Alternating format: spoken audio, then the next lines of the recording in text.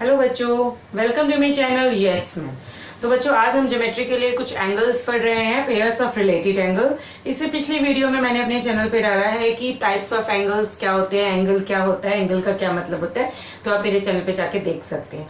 आज हम पढ़ने वाले हैं पेयर्स ऑफ रिलेटेड एंगल। तो पेयर्स ऑफ रिलेटेड एंगल ये पार्ट 2 है एंगल्स वाली वीडियो का। तो सबसे पहले आएगा एडजेसेंट एंगल्स। एडजेसेंट वर्ड का मतलब क्या होता है बच्चों, ये आप क्लास 5, 6, 7, 8, 9, 10 आगे पढ़ोगे, ये वर्ड आपके पास बार बार आएगा, एडजेसेंट वर्ड। तो एडजेसेंट का मतलब होता है मिले हुआ, सटा हुआ, जुड़ा हुआ। ठीक है, कोई भी दो एंगल मिले हुए होने चाहिए, जुड़े हुए होने चाहिए, बट उनमें कुछ कंडीशंस हैं, तो तभी हम टू एंगल्स को एडजेसेंट कहेंगे। तो वो हम आज पढ़ने वाले हैं। तो दो एंगल्स कब एडजेसेंट एंगल्स होंगे? Two angles are said to be adjacent if they have a common arm. ठीक है, उन दोनों एंगल जो हम बनाएंगे उनकी दोनों की कॉमन आर्म होनी चाहिए, उसमें एक की कॉमन वर्टेक्स होना चाहिए, और जो नॉन कॉमन आर्म होनी चाहिए दोनों की, वो कॉमन आर्म के अपोजिट साइड होनी चाहिए। नॉन कॉमन आर्म्स जो है वो एक इस डायरेक्शन में और एक इस डायरेक्शन में होनी चाहिए। तो आइए हम फिगर की हेल्प से समझते हैं कि एडजेसेंट एंगल्स क्या होते हैं। अब मान लीजिए मेरे पास ये एक फिगर बनी हुई है, ये वाली। ठीक है, अब ये है ए, ये है बी, ये है सी और ये है डी। ओके, ये है एंगल 1 और ये है एंगल 2। ठीक है, अब ये दो एंगल्स हैं, हमें नहीं पता कि ये दोनों एंगल्स एडजेसेंट है। देखने में तो लग रहे हैं भाई ये एडजेसेंट है, दोनों एंगल जुड़े हैं, लेकिन हमें इसको प्रूफ करना पड़ता है कि टू एंगल्स एडजेसेंट है कि नहीं। आप प्रूफ कैसे करोगे? ठीक है, तो अभी हमारे पास है ये एंगल ए बी डी। ठीक है, अब जो वर्टेक्स वाली साइड है, क्लोज वाली साइड है, वो बिल्कुल बीच में लिखनी है हमें। ये नहीं लिखना एंगल बी डी ए, वो हमारा गलत हो जाएगा। Angle A B D. Okay, angle A B D, और दूसरा एंड सेकेंड एंगल कौन सा है? Angle D B C. Angle D B C. ठीक है, अब दो एंगल्स हैं। अब इन दोनों एंगल्स में या ये भी लिख सकते हैं हम एंगल 1 एंड एंगल 2। ठीक है, या तो एंगल 1 एंड एंगल 2 भी लिख सकते हैं, एंगल 1 एंड एंगल 2 भी लिख सकते हैं हम इसको, या तो ये लिख सकते हैं या ये भी लिख सकते हैं। तो ये एंगल 1 एंड एंगल 2 या एंगल ए बी डी या डी बी सी एडजेसेंट है कि नहीं। सबसे पहले देखना है कि ये हमारी जो 3 कंडीशन है वो पूरी कर रहे हैं कि नहीं। सबसे पहले कॉमन आर्म। ठीक है, कॉमन आर्म है कि नहीं, कॉमन वर्टेक्स है कि नहीं, और नॉन कॉमन आर्म है वो opposite side of common arm है कि नहीं। तो सबसे पहले हम देख रहे हैं कि कॉमन वर्टेक्स। कॉमन वर्टेक्स दोनों में कौन सा है? ए बी डी और डी बी सी में बी कॉमन वर्टेक्स है, तो बी है, ये सेम है बी। ओके, सेकेंड में हमने क्या देखना है?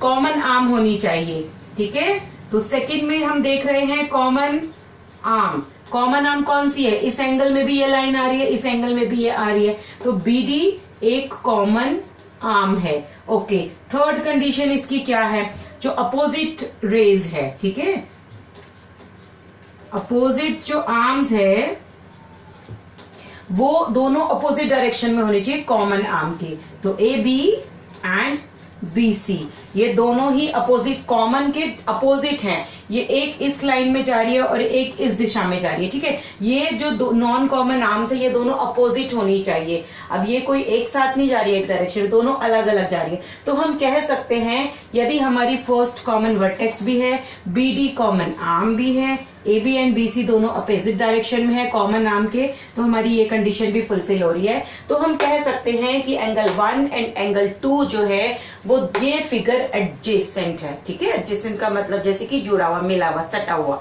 दो एंगल्स आपस में जुड़े हुए हैं, तो ये दोनों एंगल्स एडजेसेंट एंगल्स है। जैसा कि मैंने अभी प्रूफ करने के लिए आपको ये तीनों कंडीशंस आपको कंप्लीट करनी पड़ेगी। प्रूफ में आपको लिख के बताना पड़ेगा कि कॉमन वर्टेक्स, कॉमन आर्म और अपोजिट रेज जो है वो लिख के देनी पड़ेगी, तभी आप इसको प्रूफ कर पाओगे इस तरह से। ओके, अब सेकेंड जो हमारे पास आता है वो आता है linear pairs of related angles में सेकेंड हमारे पास क्या आता है? Linear pair of angles. ठीक है, तो हम क्या लिख रहे हैं यहाँ पे? लीनियर पेयर्स हम पढ़ रहे हैं। अब नेक्स्ट जो हम पढ़ रहे हैं लीनियर पेयर। लीनियर पेयर बच्चों, जैसे कि लीनियर वर्ड से ही पता चलता है, लाइन, लीनियर वर्ड लाइन से बना है, तो लीनियर पेयर कौन से होते हैं, ठीक है। तो हम क्या लिख सकते हैं, two adjacent angles are, two adjacent angles are said to form a linear pair of angles if their, अभी लिख लेते हैं फिर आप एक्सप्लेन करते हैं, if their non-common arm are two opposite rays,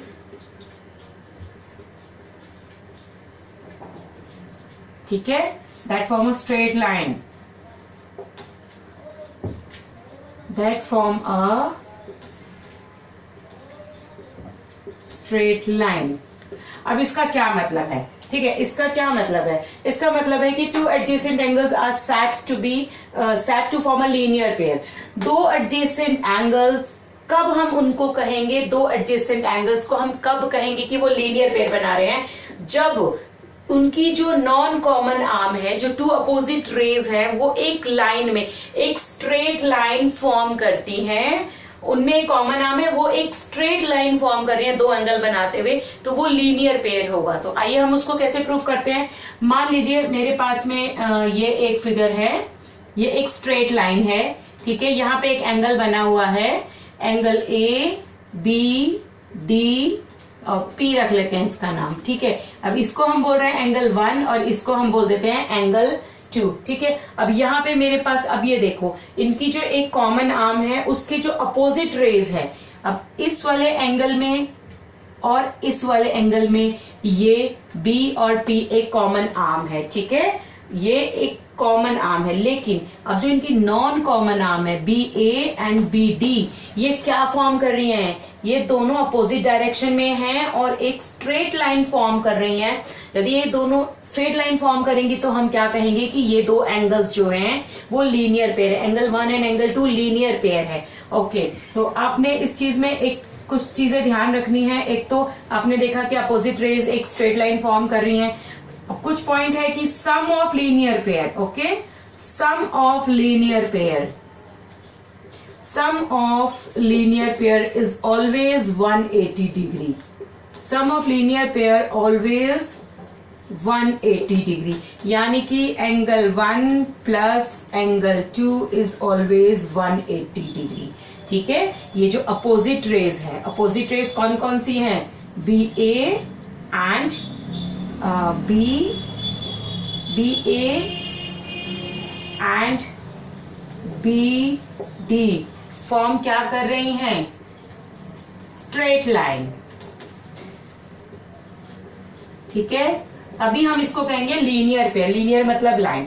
angle 1 angle 2 180 degree है, तो यानी कि एंगल 1 कौन सा है, P B A, okay, angle P B A plus angle P B D, angle P B D is equal to 180 degree, okay.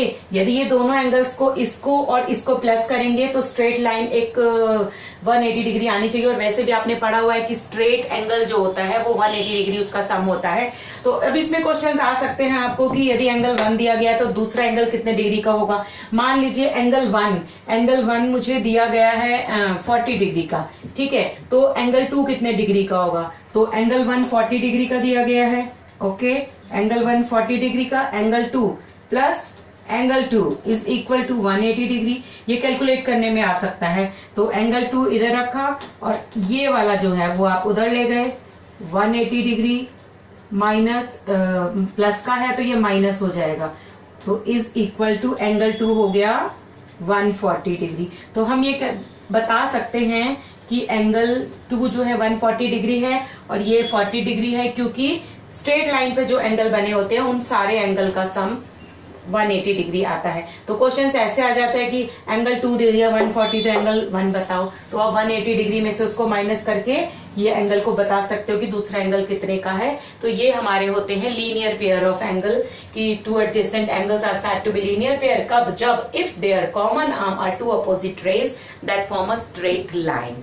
तो okay बच्चों, आज की वीडियो में इतना ही। फिर हम नेक्स्ट वीडियो में इसके पार्ट 3 में हम कुछ और एंगल्स रिलेटेड पेयर्स के एंगल्स लेके आएंगे आपके सामने। तो मिलते हैं नेक्स्ट वीडियो में, बाय बाय।